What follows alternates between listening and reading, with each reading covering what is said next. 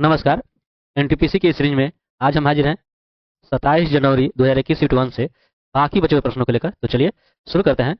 पहला सवाल है, नीचे दिए गए श्रृंखला में प्रश्न चिन्ह के स्थान पर सही विकल्प का चयन करें। यहाँ पर आप देख पा रहे होंगे, यहाँ से 5 2 7, ये 7 3 10, 10 4 14। तो आप देख रहे हो कि लगातार बढ़ रहा है, 2 3 4, इसके बाद क्या आएगा 5, तो 14 5 कितना हो जाएगा 19। ठीक है, तो आपका आंसर हो गया। यहाँ पर देखिए इनका योग ज्ञात करना है। ठीक है, यहाँ पर देखिए पहले एक संख्या को ले लीजिए। आप देखिए ये कर्ण 2 प्लस कर्ण 1 है। ठीक है, इसका हर का परिमेयकरण आप करेंगे तो आप जानते हो कि ये क्या हो जाएगा, ये कर्ण 2 माइनस कर्ण 1 से गुणा कर दोगे, यानी ऊपर हो जाएगा कर्ण 2 माइनस कर्ण 1।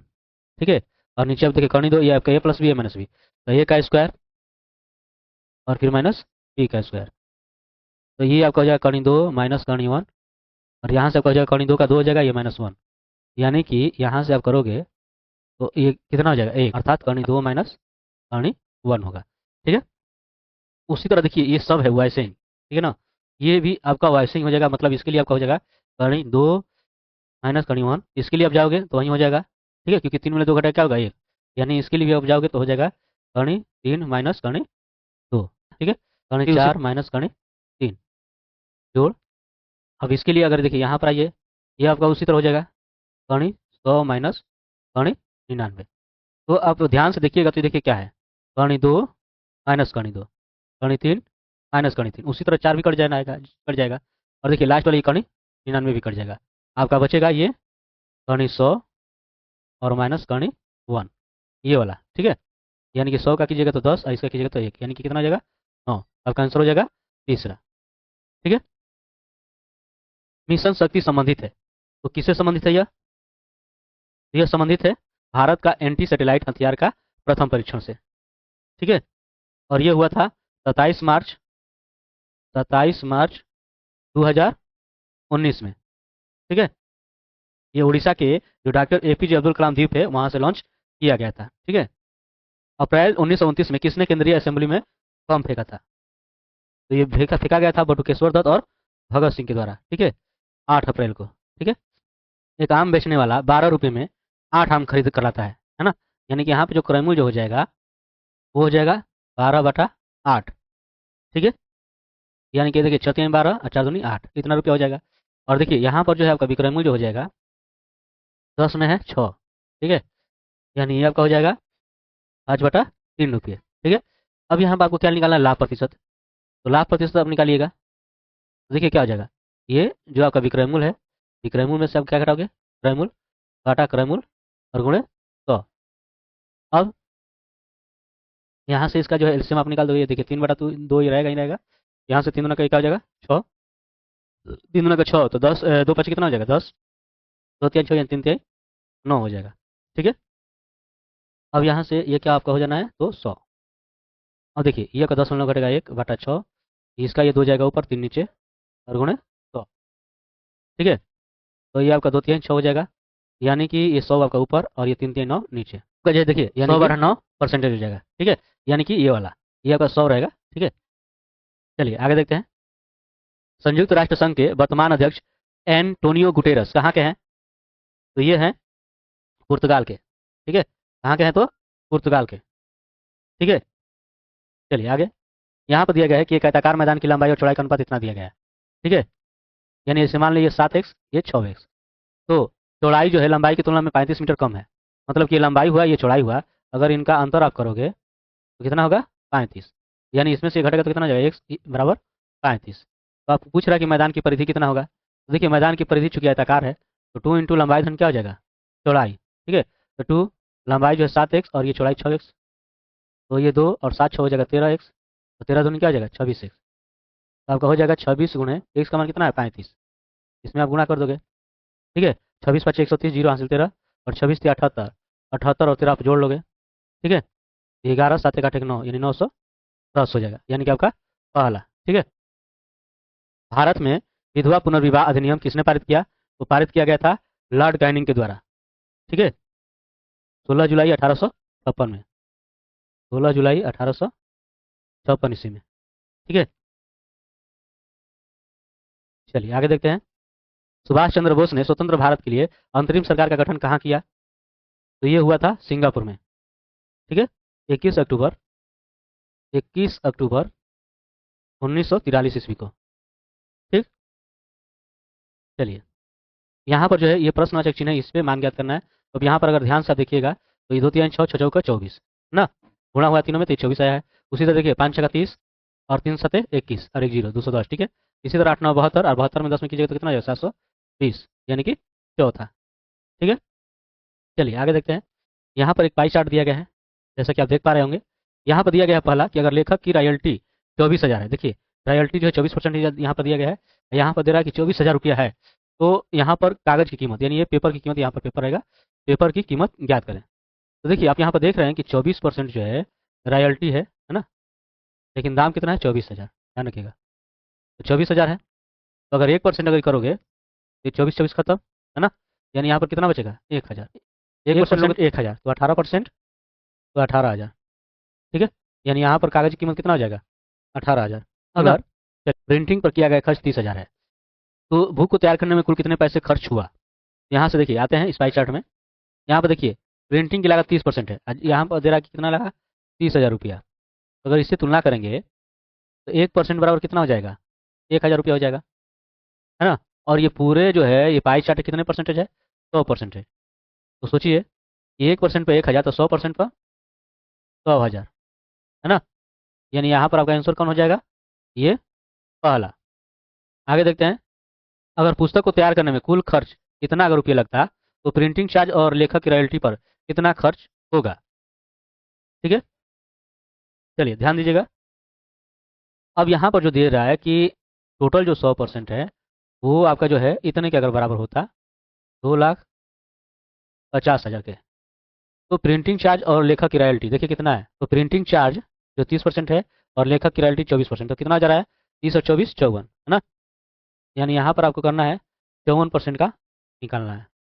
ठीक है, ठीक। तो अगर आप ध्यान देंगे तो यहाँ पर जो है आपका क्या हो जाएगा? 1% का अगर लेंगे, 1% का, तो देखिए ये आपका 2 जीरो यहाँ से समाप्त हो जाएगा, यानी कि 2500 हो जाएगा। तो 54% का लीजिएगा तो 54 में और 2500 में क्या हो जाएगा?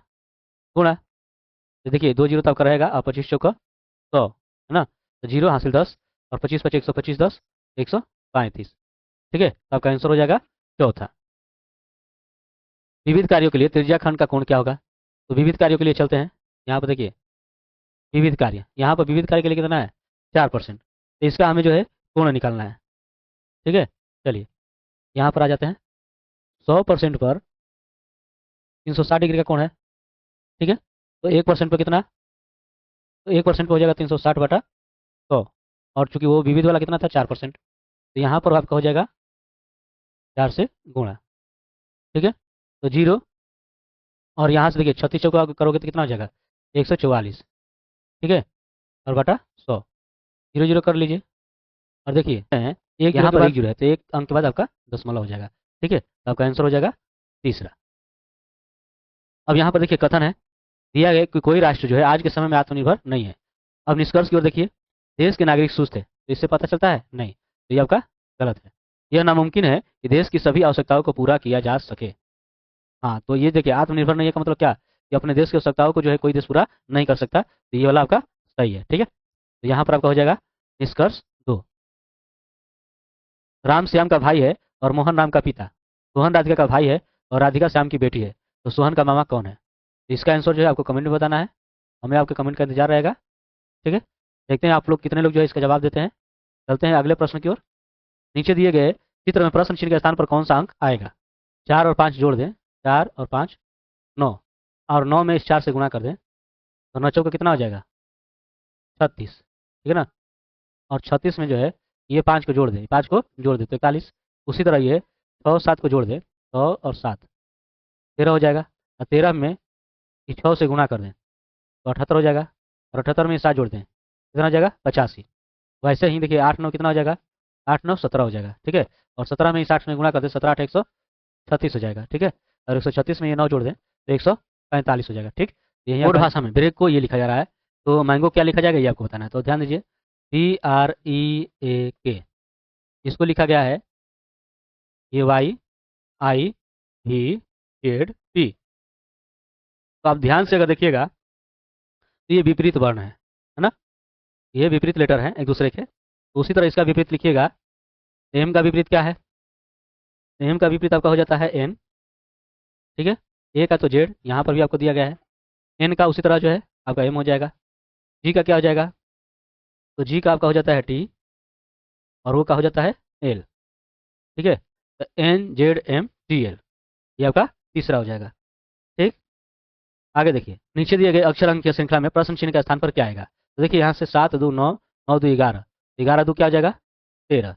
अब देखिए 13 तो इसमें आ गया, यहाँ से आपको आंसर मिल रहा है, लेकिन इसको संतुष्टि कर लेते हैं कि पूरी तरह से सही है ना। तो देखिए यहाँ से जी एच आई 2 की बढ़ोतरी, आई जे के 2 की बढ़ोतरी, तो यहाँ से के एल एम है ना, यहाँ पर क्या आ जाएगा? एम, है ना।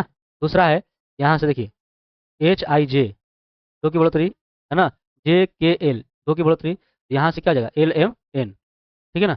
यही आपका आंसर होगा, ठीक है। चलिए आगे दिए गए आरेख में प्रश्न चिन्ह के स्थान पर कौन सा अंक आएगा? तो देखिए कैसे हुआ होगा यह। देखिए अगर मान लो हम इसमें गुणा करते हैं, 2 3 6 हो जाएगा, और 6 में 2 जोड़ें कितना हो जाएगा? 8, ठीक है। उसी तरह से 9 में 13 में गुणा करें, 13 9 117 हो जाएगा, ठीक है। 13 9 117, और इसमें हम जोड़ दें ये 9, तो कितना हो जाएगा? 124। उसी तरह से क्या करना है कि इसमें जो है इसमें गुणा करना है, 16 में जो है इस वाले में गुणा करना है, ये जो मान आएगा है ना, उसमें जोड़ना है आपका 16, क्या करना है? 16 जोड़ना है, तो ये आएगा आपका 192, ठीक है। तो इसको हल करने के लिए आप क्या करोगे कि पहले जो है इसमें जो है 192 में से 16 घटा दोगे, 12 में 6 घटेगा 6, और 8 में घटेगा 7, और ये इतना, ठीक है। और फिर इसमें जो है 16 से अगर आप भाग कर दो तो 16 एकम 16, 1 6 16 एकम 16, यानी कि आपका आ गया 11। यहाँ पर आंसर क्या हो जाएगा? 11, ठीक है। चलिए आगे देखते हैं। नीचे दिए गए श्रृंखला में जिस प्रकार दूसरी संख्या पहली संख्या से जुड़ा है, उसी प्रकार सही विकल्प का चयन करें और जो तीसरी संख्या से जुड़ा हो, ठीक है। तो देखिए ये कैसे होगा? तो देखिए 5 का अगर वर्ग करें तो 5 5 25 हो जाएगा, 3 जोड़ें तो कितना हो जाएगा? ये 28। उसी तरह जो है 7 का वर्ग करें तो 49 होगा, ठीक है। 7 का वर्ग इसमें कितना हो जाएगा? 49, और इसमें आप जोड़ दीजिए 3, तो कितना हो जाएगा? 52, ठीक है। तो आपका आंसर हो जाएगा तीसरा, ठीक। नीचे दिए गए वेन आरेखों के सही संबंधों को ज्ञात करिए। यहाँ पपीता है, फल है, आलू है, ठीक है। तो देखिए आपका जो पपीता जो है, ये आपका पपीता, ये जो है क्या है? फल है, ये क्या है? फल है। और आलू जो है सब्जी है, जो कि आपका अलग हो जाएगा। आलू क्या है?